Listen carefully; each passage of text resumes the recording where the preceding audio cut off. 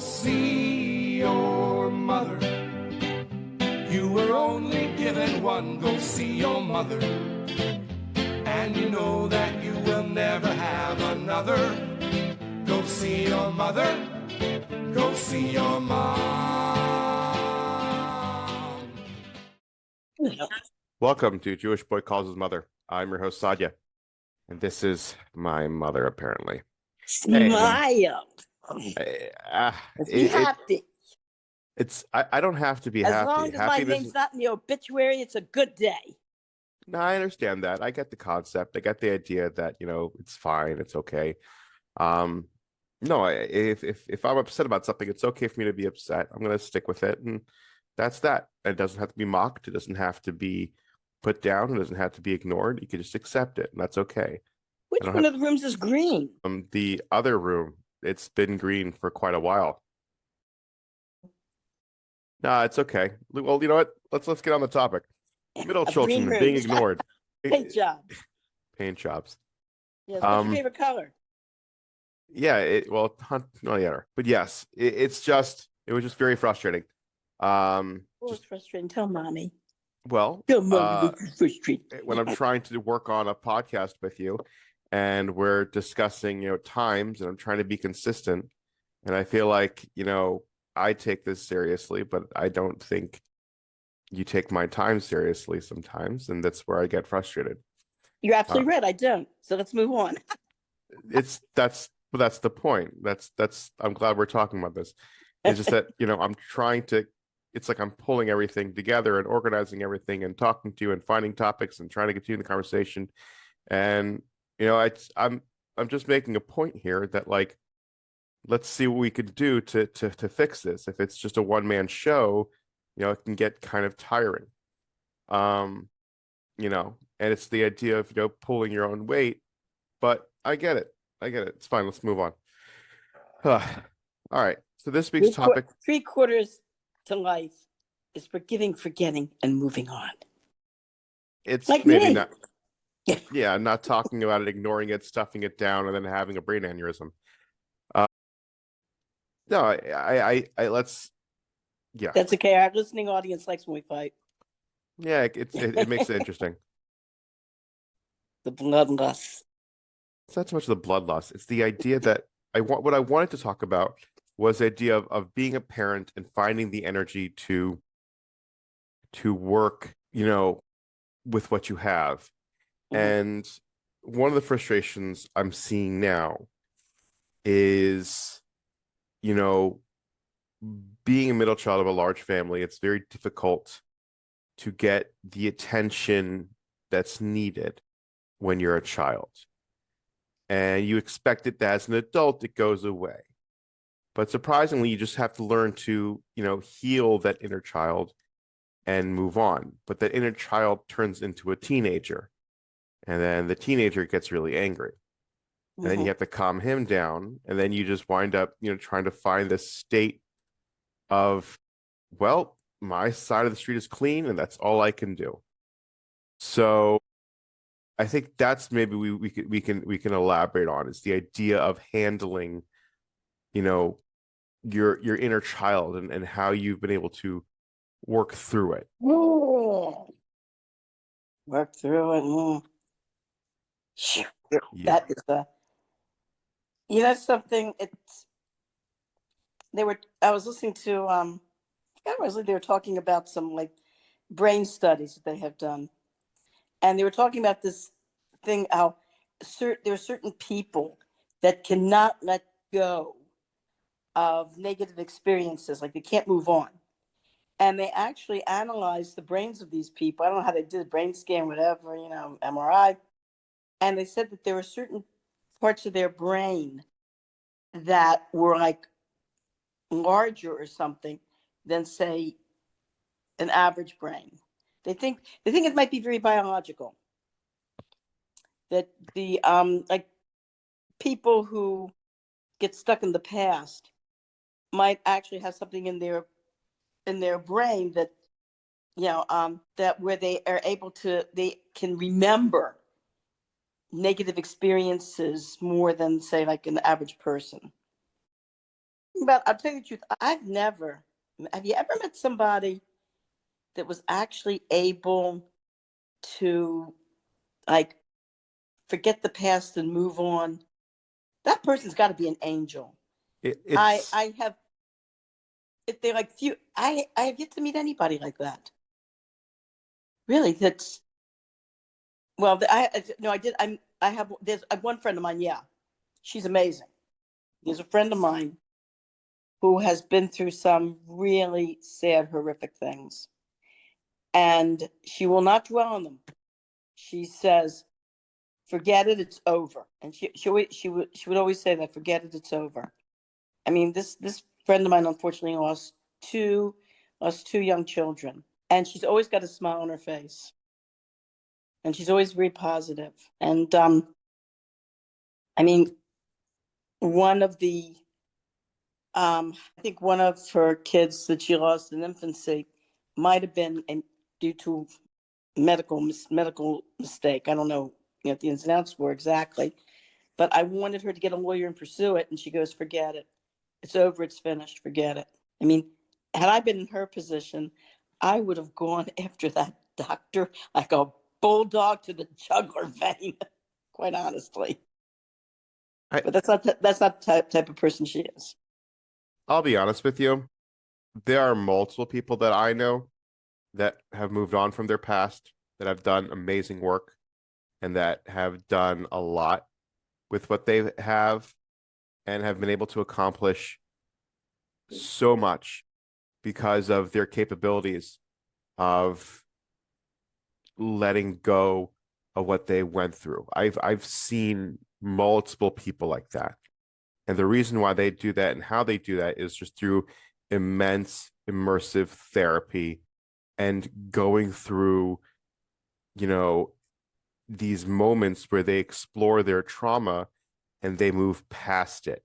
They don't victimize themselves, but they accept what happened to them and they work through it. So there's multiple people. It takes work. It takes real work and accountability. And if you're willing to take accountability and willing to accept your life for what it is, what happened, then there's a lot that can be moved on from. So therapy is very eye-opening. I think there's a lot that can be accomplished. And a lot of people, after being in therapy for many years, eventually stop going because they're able to move past a lot of what happened to them. Like they wind up not knowing what to talk about because they're able to get to a point where they've talked about everything they needed to and they've been heard. I think a lot of things in therapy people notice is that they just want to be heard. They want to be validated. And once they feel heard and validated, a lot of people kind of let go of it and just move on. I think invalidating someone's feelings in a serious manner, I think is not just hurtful but damaging. But people just have to let go of the fact that some people just don't care.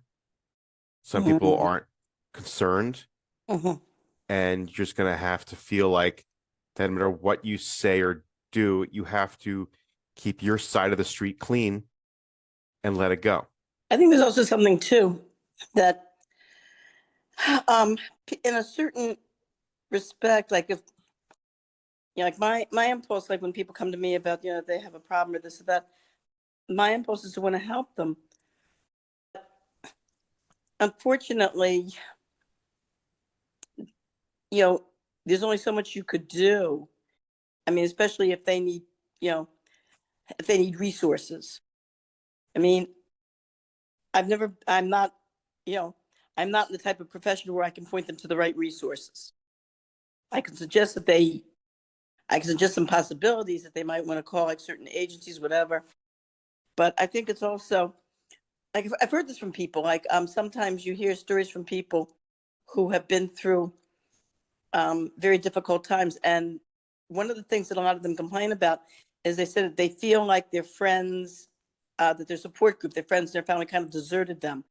I don't know it's so much that the friends and family deserted them, is that the friends and the family felt helpless and they felt kind of awkward. They wanted to help this person, but they were helpless. They didn't have the tools or the resources as much as they wanted to help this person. I So what think can you all do?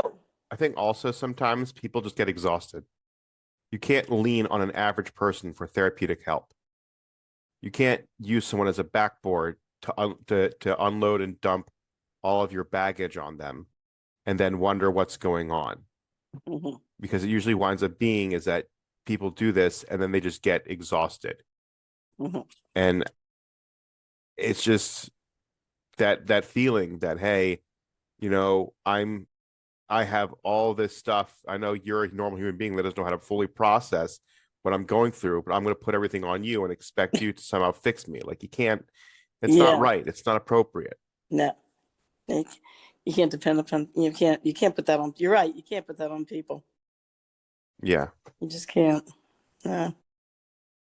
I understand. It's just, but I guess it's something in a way that like you have to think about because I guess it starts off like when you're younger, right?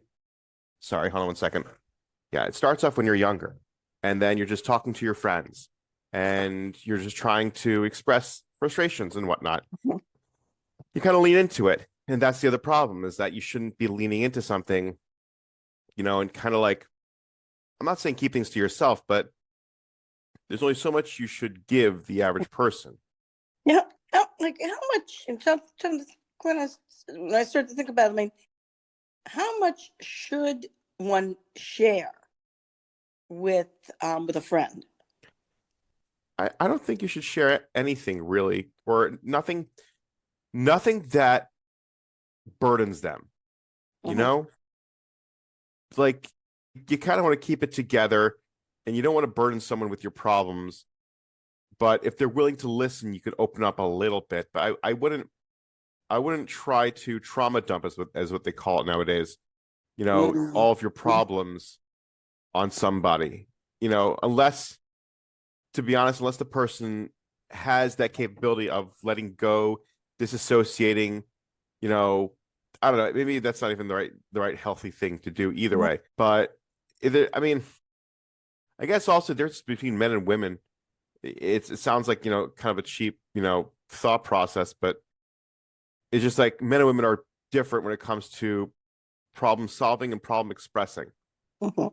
I think a lot of men don't tend to tell their problems to their guy friends because they don't want to burden them with, you know, their problems. And even that, it's if it's unsolvable, then why give it to someone to solve? You know what I mean? Like why tell me your problems if I can't help you?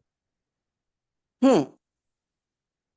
I know there's something in Judaism that it says, if you have a problem in your heart, it says, share it with someone. That don't try to take it on all by Oh, yourself. that's for sure. But there's Yeah, also the idea of seeking professional help yeah. and the importance of seeking professional help because when you do that, you're able to resolve a lot of the issues. Mhm. You know, like having enough of a mature talk with somebody about real situations and them being able to guide you in a way to help you, I guess, resolve the emotional baggage that it created. And by Mhm. doing so, you're able to be a better person. You know, that's really what therapy is all about. That's why people go to it. Because in general, they have this feeling like they want to be a better person. And Mm. if they Yeah. can hopefully, you know, remove this baggage from themselves, they're able to become a more better, secure person. I saw a book was when I was babysitting for some kids, and they had a book in their house that I was reading to them, and it's one of these self-help books for basically for children. And the this particular it's a whole series. Like there's one about you know kids getting into fights and like showing two kids with bandages and bruises, and of course these are illustrations, and then it says on the bottom, was it worth it? I mean, trying to get these kids to to say that certain things are, you don't have to fight all the time. Some certain things are just not worth it. So the part of the book, there was another series in that book, that another book in that series rather, that talked about baggage, carrying on, carrying on the hurts from previous experiences. And it gave an exercise to do. So take a bag, take a knapsack, take your knapsack, go outside, fill it full of rocks. Now carry it around for a while. Now empty the rocks. Now carry it around. Said that heavy knapsack that you were having such a hard time carrying around, that's what you're doing to yourself when you don't let go of, it's like, past hurts. I think what it is also people want to let it go. They just need to learn how to let it go. I think so. Quite honestly, though, I think there are some people. I gotta include myself in this. That for some reason, I don't know why, and it's certainly not true, but sometimes I get a certain feeling that when I think about like past hurts and think about how angry I am about like these past injustices or past hurts, somehow, I don't know, I get a feeling that that anger towards that injustice is somehow going to help, like, how can I say it? It's going to quench my thirst for revenge in a strange way. And I know that's not true. That is totally not true. I'm like that kid carrying around the knapsack with the rocks. And especially towards many of these people that I felt treated me in an unjust way, they're all dead. Yeah. Which in a way does quench my thirst for revenge. I had nothing to do with it, believe me. I didn't kill them. But I'd say to myself, what satisfaction are you getting by walking around still being angry at these people and they're not even here? Well, it's a lie you tell yourself. And I think that's what it is. It's this natural lie. I have that too. I mean, I have like this, I think of this one time when I was, in 8th grade and these kids were making fun of me and whatnot. And I think about that moment and all the hurt I went through and like reminisce in a way of like, if I had the intelligence I have now, I'd probably do a better job of, maybe beating them up or getting them in trouble or standing up for myself differently. But Mm-hmm. it's like I had this conversation a while ago with someone. I'm like, it's like I'm getting worked up over a ghost. And Yeah, that's something that it no longer exists. that's right. And True. understanding that it no longer exists, I don't think, for me, it's I have to accept that when I know it no longer exists, I get upset. And knowing that it's a missed opportunity that's never coming back, it makes me upset.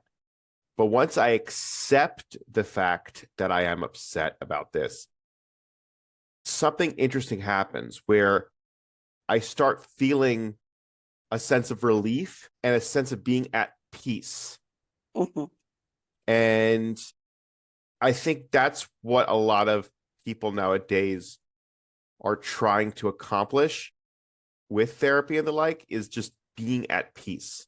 Mm-hmm. And for me, it's like, I can't, first off, you're not allowed to take nikama.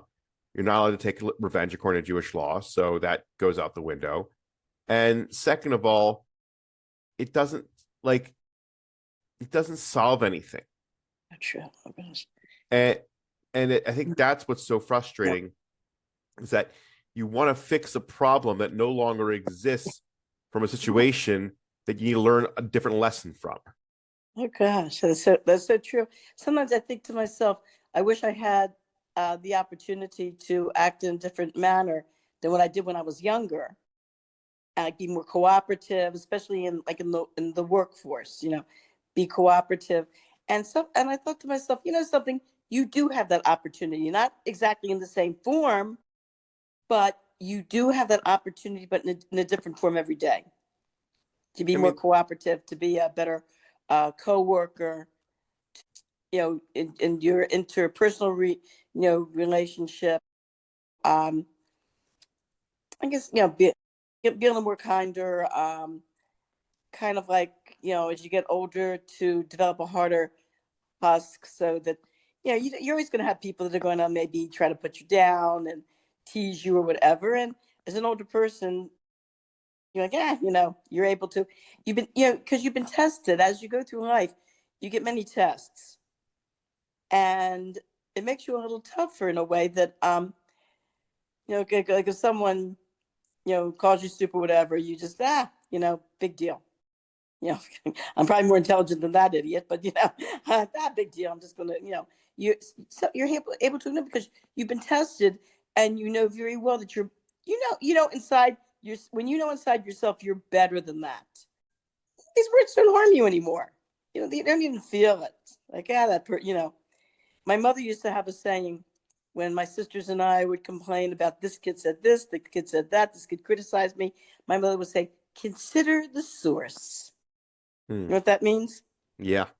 Consider the source. In other words, look at that person and what an idiot they are. Do you really believe what they just said about you, knowing that they are such a jerk? Consider the source. Yeah. I understand that, actually, because it happens to be Mhm. some situations where people, talk more abrasively towards me or say a few things. I'm just like, I just don't care what you think. Like, Yeah. your opinion means nothing to me. It's just not that important. I remember a couple arguments that I had with your father. I said to him, you know what? I'm going to put it down on my list to do teshuva on before Rosh Hashanah. Or submit it to me in triplicate. I'll think about it. Write it down and submit it in triplicate. I have a stupid question. I have an interesting question for myself to ask you. Yes. If you're having a conversation with someone and they Someone who's talk to you dead. about, well, no. If you're having a conversation with someone who, I guess, is trying to talk to you about something that, I guess, makes you uncomfortable, but they're right, how would you want them to talk to you? Actually, with respect, there's a difference between, like, there was a woman I knew who, she was a master at cutting people down. Mhm. And her defense was, you just can't take criticism. And the thing is that was totally not true, because when criticism is given in a constructive way, it doesn't really hurt. It's you can see the person's concerned, and they're pointing out something to you that really needs to be fixed. And they're not cutting. There's a difference between constructive criticism and just cutting somebody down. Cutting somebody down does not give them information. It's like years ago, when they finally, during the 60s and 70s, when they were trying to get parents away from the blame game in raising their kids. That was one of the things they said. They said, if your kid does something that upsets you or whatever, calling them names is not giving them information. Hitting them, calling them names, this is not giving them any information. You need to tell them what they did and why you're upset and the effect that it had. Now you're giving them information about something that maybe they should not have said. A lot of times, especially children don't realize sometimes what they say. In fact, there are a lot of adults. I'm sure we've come across a lot of adults that, in the social setting, we had this before, remember, put your foot in your mouth, said the wrong thing, didn't mean to hurt anybody, but did something that was not quite etiquette. And so to tell that person, you're a damn idiotic, stupid idiot, whatever, that's not giving them any information. But to say, maybe you didn't realize what you did, but when you did XYZ, it had this effect. And now you're giving them information, and anyone who's a reasonable person will say, oh my goodness, you are right. I did not realize I did that. I'm going to go back to that person and apologize now. I remember at the airport, I had my bags, and one of the TSA people asked me for identification, whatever. And so I think I showed my driver's license, and then I had to go to another station. And without even thinking, I mean, I had no hands to carry my driver's license and all the things. Put the driver's license in my mouth, and one of the attendants there said, "Hey, said you just put your driver's license in your mouth. Don't you realize what you did?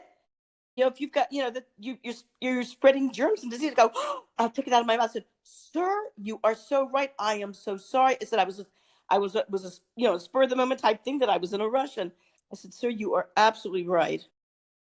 Mm. I felt like I felt really stupid to do. I mean, it's obvious, but that's bad hygiene. I mean, that you don't hand somebody a driver's license just stuck in your mouth. Uh, so you know, I said, I apologize, and I said, "I've got some alcohol wipes. Some, you know, like I wipe it down with alcohol wipes, and I'm so sorry, you know, type thing." But you know, we Is do stuff like that at the spur of the moment. We're functioning on autopilot. yeah. Do you ever think of times you disciplined us or raised us and realized you could have done better? So, Time, so all the time. what comes to your mind? You don't have to give names or anything like that. Give scenarios. I'm thinking in general. I think, well, more like your older brothers and sisters.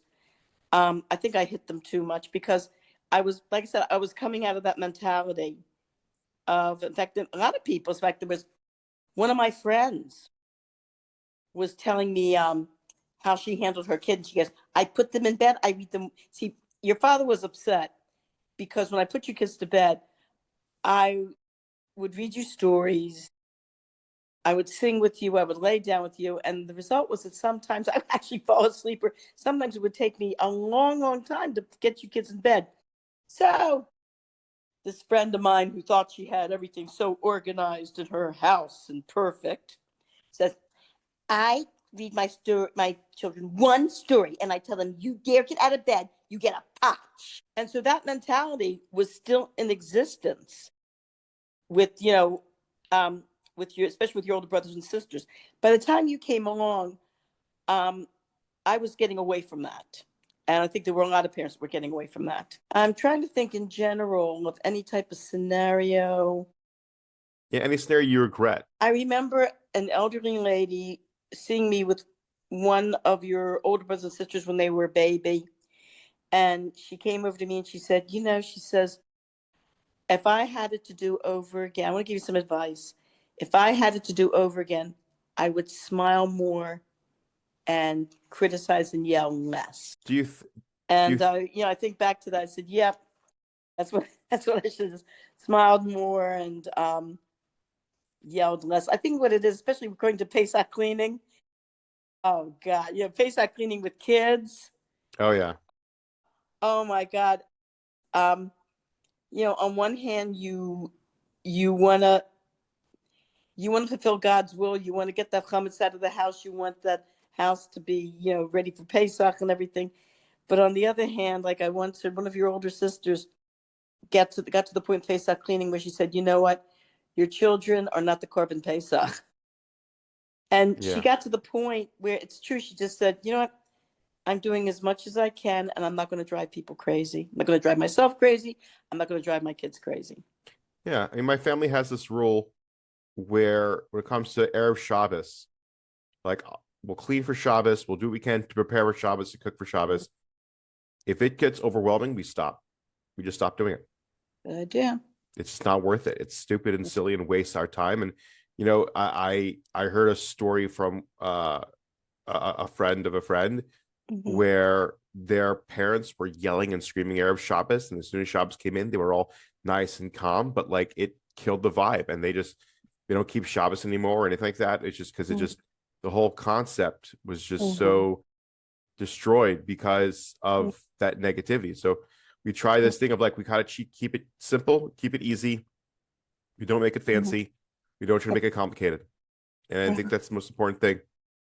Especially, I'm Mhm. noticing like just starting to notice with raising children, of just keeping it simple and you know, I'm trying to find ways now to raise and teach and Mhm. grow and you know, just figuring out what can I do to help, but like I'm just so busy with work, and I come home and I'm exhausted, and I try to clean up the house and do Mhm. what I can, and only have so much energy to do what I need to do. I've noticed something too, that in your generation, um, with the way the economy is, you know, very few people can, in the 1950s, the wife was in charge. The wife stayed home. She cleaned the house. She organized it. And the husband came home to dinner and, maybe a clean or, fairly pretty much, clean, organized house. These days, women are working just as hard as men. Yeah. And it's impossible. You can't burn the candle at both ends. You can only do No. so much. You were talking about a scenario. There was one scenario where your older siblings were getting really wild. And your father and I at that time were sticklers about not having a television. Well, without having a television or some sort of, now they have a lot of things. There's video games. There's so much. There's video games. There's games you can play on the phone. And I think some of these, quite honestly, I like some of these games. So especially puzzles. You have puzzles on the phone. There's so much you can do. And so your older brothers and sisters, they were little, they were getting out of hand, and I just lost it. And the three of them were sitting there, and I took my hand, and all three of them just right across I just, I just hit them right across the face. I just couldn't think anywhere. They were just acting so wild. And I think back, I said, I shouldn't have done that. You're fine. I should not have done that. It came out But okay. unfortunately, though, I did not have a good support group. Mm. Being a Baal Tshuva, that's a problem. The problem with it was Rebbe Nachman, who said that a Baal Tshuva, a person from a non-frum family who's becoming frum, we call them Baal Tshuvas. Although a real Baal Tshuva is like, look at the Alter Rebbe and Tanya. He talked about real Baal Tshuva is like a tzaddik, But the colloquial form of the word Baal Tshuva, Rebbe Nachman said that we're like orphans because we can't depend upon our family, being our support group because they're not religious. And if you come to them with any type of problems, first thing, it's really sad. There are a lot of non-frum, well-meaning parents of Bali Tshuva that the first thing they will attack is Taras Mishpacha. Maybe your husband is sexually frustrated because of Taras Mishpacha. And tell them what do you mean? That's the saving grace. I found that was the saving grace of our marriage and a lot of marriages. It's like, being able to take a rest from each other and then, being able then to like revamp your resources and then come back together. This is very, very good for the relationship. Or, you really can't afford to have all those children. Maybe you should practice family planning. They start right away. They start with stuff like this. So you can't really let them in on anything. You can't really tell them your problems. And so it's like, it's not like you can call your parents and say, hey, I'm really frustrated today. I really need some help with the kids. Would you mind, coming over? And I mean, my mother did it occasionally. One time I was sick and I had no help, and I called my mother and she came right over. It was really nice. She came over and helped me with the kids. That was nice of her. But, as far as like people in my immediate circle, understanding that the house was messy because I'm not the only one living there. I'm doing everything I can to straighten the house. And I've got a bunch of little kids that either cannot help clean up or, older kids that have other things to do that can't, and it's all on me and I'm trying my best. And we're a large family in a small house. And the people in my inner circle were just totally non-understanding of that and were always on my case. And let's face it, in fact, there's something in Shulchan Aruch where it says that you should never get on your wife's case or the case of a mother, treat mothers very gently. Don't get on their case. Leave them alone, because they do feel that pressure and they will take it out on the kids. And so I think it says that in Shulchan Aruch. And I wish more people would, follow that.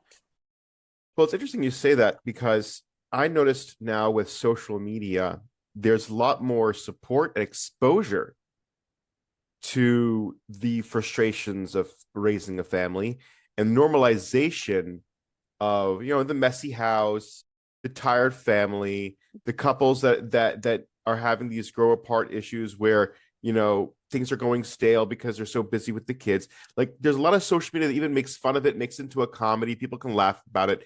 And it helps people feel more calm and relaxed and accepting of what's going on, and realizing that it's just the motion of the ocean kind of thing, where it's part of the life cycle. And as long as I ride this out, it'll get better. And it's just part of life.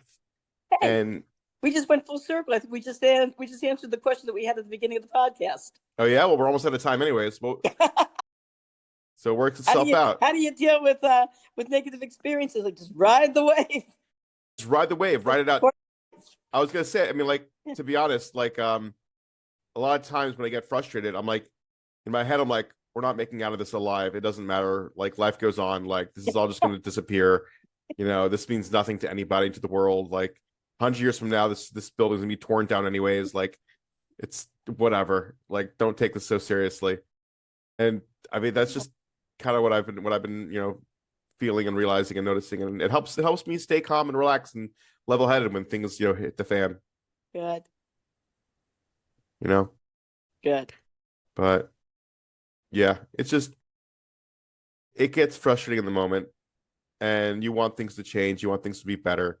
And the only person you can... Nobody likes being in pain. But nobody likes feeling uncomfortable or being in pain. But like you said, ride the wave and realize this is part of life. Yeah. Yeah. Yeah. No, I get that. It's just things. It just gets stressful. And another piece of advice I got was really like, how do you eat an elephant?